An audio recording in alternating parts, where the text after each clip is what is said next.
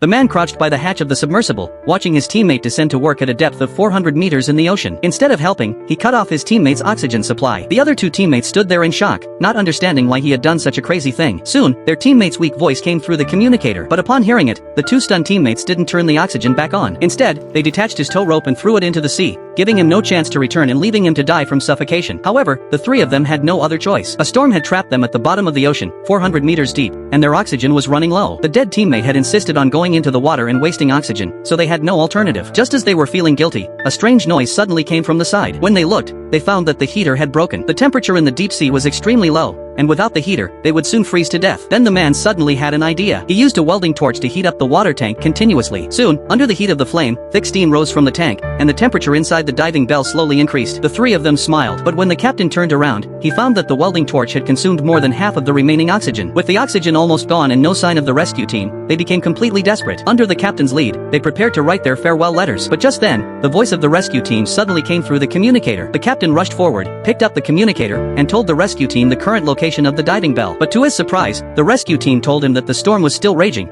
and the boats couldn't get close. They would have to wait another 3 hours. Hearing this, the captain felt a bit desperate because the remaining oxygen couldn't last that long. While he was distressed over this, a teammate remembered that there were oxygen cylinders stored at the connection points of the oil pipelines for maintenance personnel to replace, if they could hold on longer. This made the captain very torn because going into the sea would speed up oxygen consumption. If they didn't find the oxygen cylinders, they wouldn't even last an hour. But now, he couldn't think of a better solution. In the end, he agreed to his teammate's plan. Soon, the teammate put on his diving suit and headed towards the pipeline connection. The man and the captain stayed in the diving bell to guide him. The tow rope slowly sank into the water and soon disappeared halfway. But in the dark seabed, the teammate couldn't find the oil pipeline. With the oxygen almost gone, the two who stayed behind fell into despair. But suddenly, the teammate turned around, and a long oil pipeline appeared in front of him. Not far away, he saw an oxygen cylinder. However, by then, the tow rope had reached its limit, and he couldn't go any further. At this critical moment, the teammate made a bold decision. The next second, his voice suddenly disappeared from the communicator.